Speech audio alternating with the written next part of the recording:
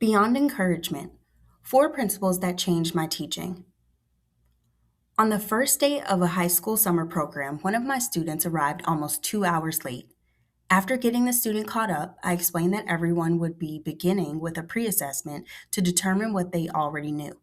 I also shared that students who demonstrated mastery on a unit's pre assessment would likely be able to move through portions of the course more quickly.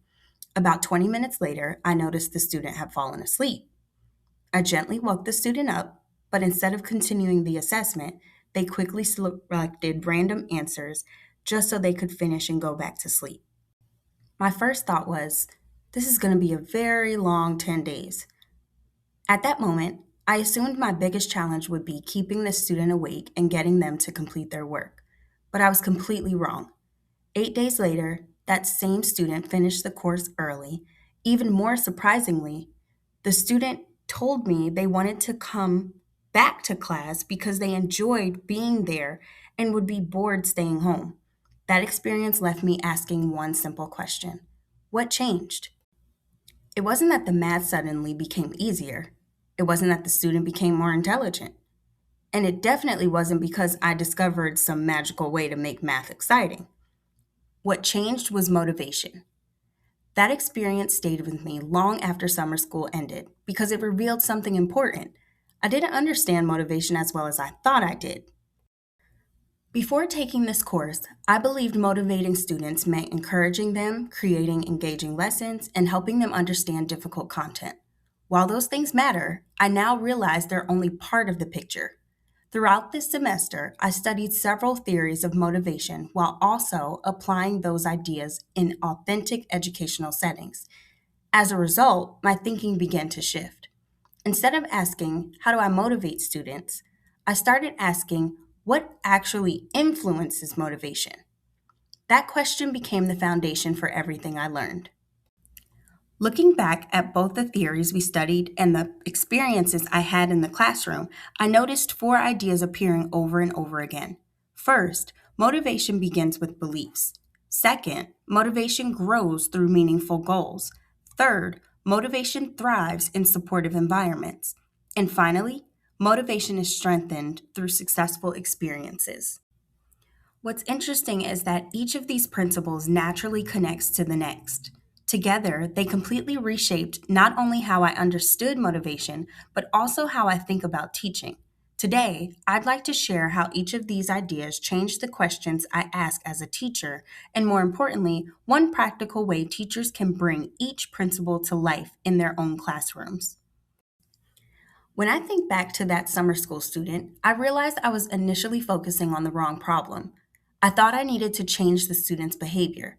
What I really needed to understand were the beliefs driving that behavior. Motivation begins with beliefs. One of the theories that had the greatest impact on me this semester was attribution theory. The theory suggests that when people experience success or failure, they naturally try to explain why it happened. Those explanations matter because they influence what people expect the next time they face a challenge. As I learned more about the theory, I kept thinking about my summer school students. Many of them didn't walk into the classroom believing they could be successful. Some had already convinced themselves they simply weren't math people.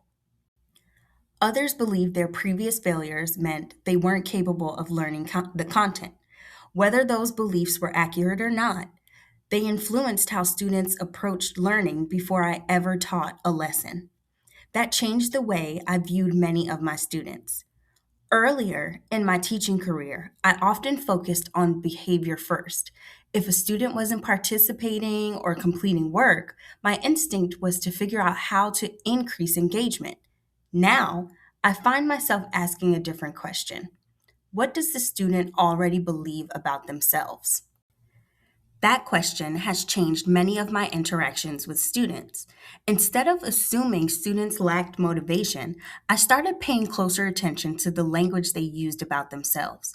When students said things like, I'm just bad at math, I stopped hearing those comments as excuses. Instead, I began recognizing them as beliefs that had likely developed over years of academic experiences. Once I understood that, my feedback changed as well.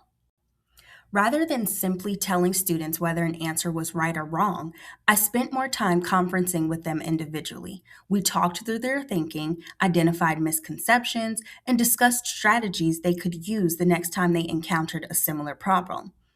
Those conversations became opportunities to reshape how students saw themselves as learners instead of simply correcting mistakes. Over time, I noticed students becoming more willing to ask questions, attempt challenging problems, and participate in reassessments. Their mathematical understanding improved, but I believe something even more important was happening. Their beliefs about themselves were beginning to change.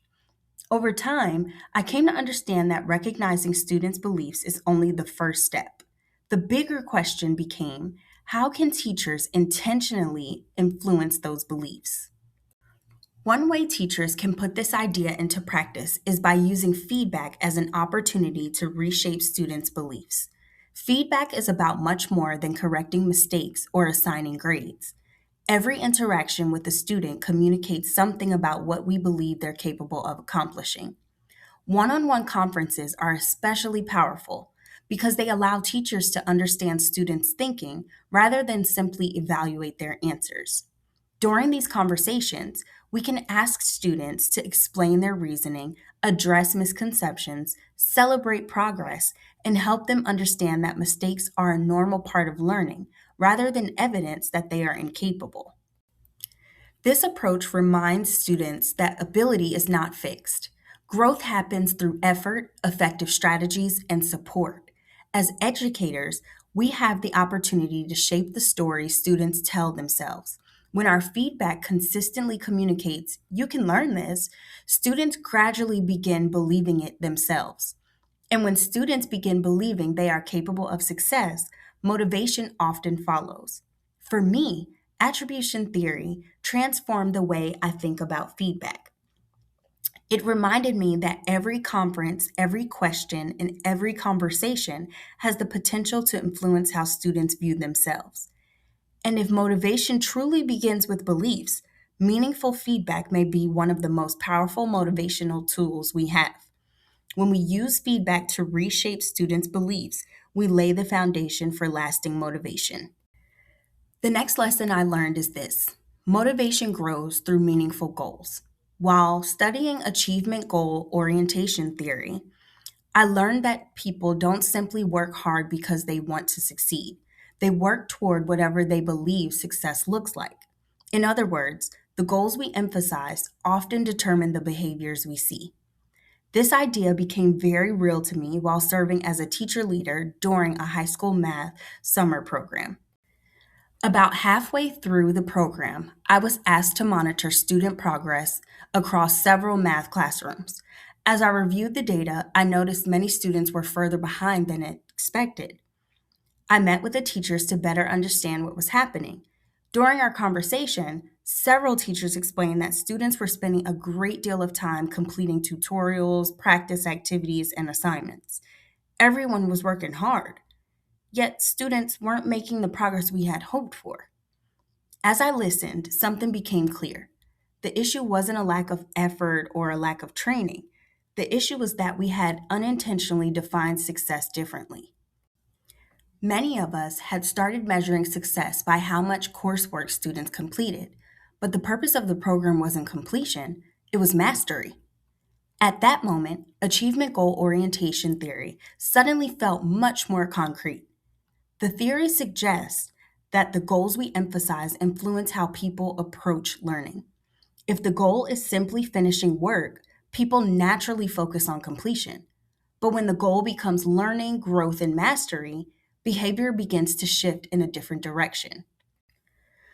Once we redefined success around mastery instead of completion, the conversations among teachers changed almost immediately. Instead of asking, how do we get students through all of the assignments? Teachers began asking, how can I help this student master this concept? What score demonstrates mastery? Where can I provide additional support? Since then, I've come to realize that this principle extends far beyond summer school.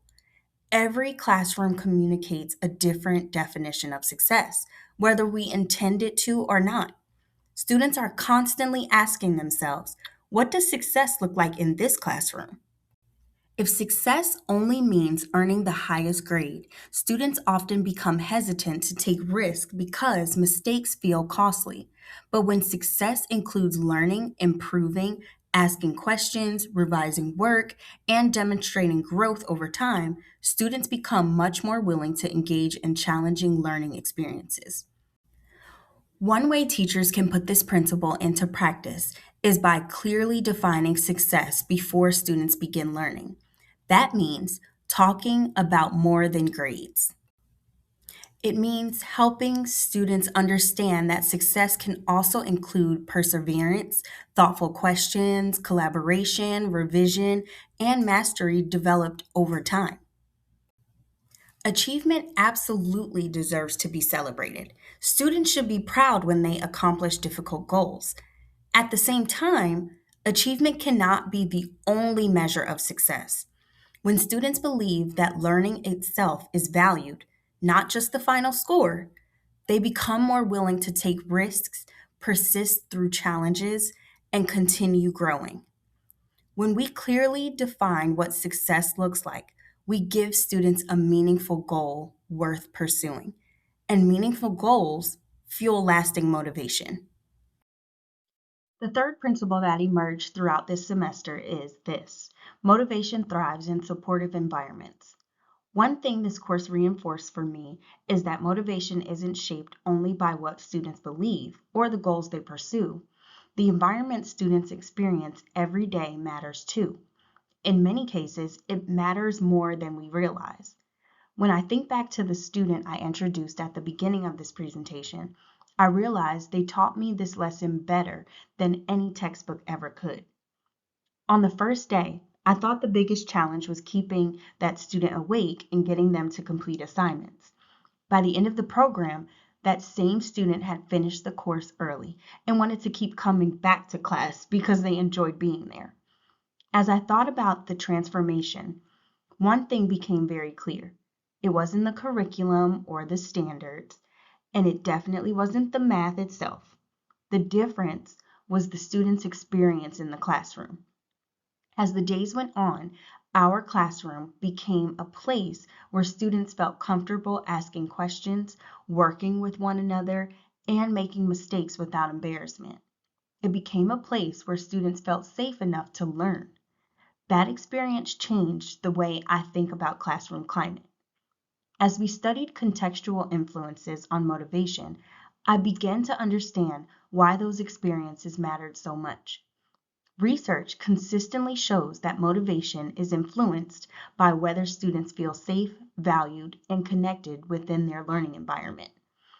That reminded me that teachers influence much more than academic learning. We influence whether students are willing to participate, whether they raise their hand, whether they ask for help, whether they take risks when learning becomes difficult, and whether they continue trying after making mistakes. Earlier in my career, I viewed classroom climate as something students experienced once instruction began. Today, I see it differently. I believe classroom climate starts the moment students walk through the door. Students are constantly receiving messages from us. They notice the way we greet them, they notice how we respond to mistakes, they notice whether collaboration is encouraged. Even the physical environment communicates expectations about learning. Those small interactions may seem insignificant in the moment, but over time, they shape students' willingness to engage. One practical way teachers can apply this principle is by creating belonging before expecting engagement. It's easy to assume students will participate simply because we've planned a good lesson, but engagement becomes much more likely when students first feel that they belong. Fortunately, creating belonging doesn't require elaborate activities. It happens through simple, consistent actions. Learn students' names, show genuine interest in their lives, normalize mistakes as part of learning, celebrate growth publicly while addressing mistakes privately, encourage collaboration rather than competition, create routines that communicate every student's presence matters. Those small actions help create psychological safety, and psychological safety often becomes the foundation for academic risk taking. When students feel that they belong, they're far more willing to engage, and engagement is where meaningful learning begins. The final principle that tied everything together for me is this: motivation is strengthened through successful experiences. As the semester progressed, I began noticing how this idea connected all of the others. Students can believe they're capable. They can work through meaningful goals, they can learn in a supportive environment, but eventually they need to experience success for themselves. That's what transforms belief into confidence. During the summer program, I spent a great deal of time conferencing with students, reviewing misconceptions, providing additional instruction, and allowing reassessments after students demonstrated greater understanding. Those experiences reminded me that success isn't always immediate. Sometimes students simply need a different path forward. Sometimes they need another explanation, another strategy, another opportunity. Or sometimes they just need someone to sit beside them and work through the challenge with them. What stood out most was that students didn't become more motivated because I repeatedly told them they could succeed. They became more motivated after they actually experienced success. Each successful quiz, each mastered concept, each productive reassessment, each moment when something finally clicked. Those experiences gradually changed how students viewed themselves as learners. One of the biggest shifts in my thinking this semester involved the role of encouragement. I used to believe encouragement was the primary driver of motivation. Now, I view it differently. Encouragement tells students they can succeed. Successful experiences convince them they can. That's a powerful difference. Every meaningful success gives students another reason to believe they're capable of overcoming the next challenge. That's how confidence develops, not through empty praise, not through repeated reassurance, but through authentic accomplishment. One way teachers can apply this principle is by intentionally creating opportunities for students to experience success. That doesn't mean lowering standards, and it doesn't mean making learning easier. It means providing the support students need to reach challenging goals. Sometimes that's meaningful feedback, sometimes it's scaffolding, sometimes it's a one-on-one conference, and sometimes it's offering another opportunity to demonstrate learning after additional support. Those experiences send powerful messages to students. Your first attempt doesn't define you. Learning is a process. Growth is possible. You are capable of improvement. Those messages become much more meaningful when students experience evidence of them for themselves. As I look across the four principles I've shared today, I don't see four separate ideas. I see a sequence. Students begin believing they can learn. They pursue meaningful goals. They learn in supportive environments. And ultimately, they experience success. Together, those experiences create motivation that extends far beyond a single lesson, a single course, or even a single teacher. When students experience authentic success, motivation becomes something they carry with them, not something teachers constantly have to provide. As I think back on this semester, I realized that the question I asked at the beginning of this presentation, what changed, doesn't have just one answer. The students changed not because they suddenly became smarter, not because the content became easier, and not because I discovered some perfect way to motivate them. What changed were the experiences they had. Their beliefs about themselves began to shift. The goals they were working toward became more meaningful. The classroom became a place where they felt supported and valued. And over time, they experienced enough success to begin seeing themselves as capable learners. When those pieces came together, motivation followed. Looking back, I can confidently say that my understanding of motivation has changed in ways I didn't expect. At the beginning of this course, I viewed motivation primarily as something teachers created through encouragement engaging lessons, and positive relationships. I still believe those things matter, but now I understand they're only part of a much larger picture. Today, I see motivation as something that develops through a combination of beliefs, goals, environments, and experiences. It's not something we simply give students, it's something that grows when the conditions are right. In just a few weeks, I'll welcome a new group of students into my classroom. Some of them will walk through the door excited about math. Others will arrive convinced they aren't good at it. Some will be confident. Others will be carrying years of frustration, doubt, and previous failures with them. Because of this course, I'll view those students differently than I would have a semester ago. Before I think about the lessons I want to teach, I think about the beliefs my students are bringing with them. I'll think about the goals I'm communicating. I'll think about whether my classroom feels safe enough for students to take risks and make mistakes. And I'll think about how I can intentionally create opportunities for students to experience success. I know there are many factors that influence student motivation that I can't control. I can't control what happened before students entered my classroom. I can't control every challenge they face outside of school. And I can't control every belief they've developed about themselves. But I now understand that I have tremendous influence over what happens once they walk through my classroom door. I'd like to leave you with one final thought. As educators, we often ask ourselves, how can I motivate my students? After everything I've learned this semester, I don't think that's the question I'll be asking anymore.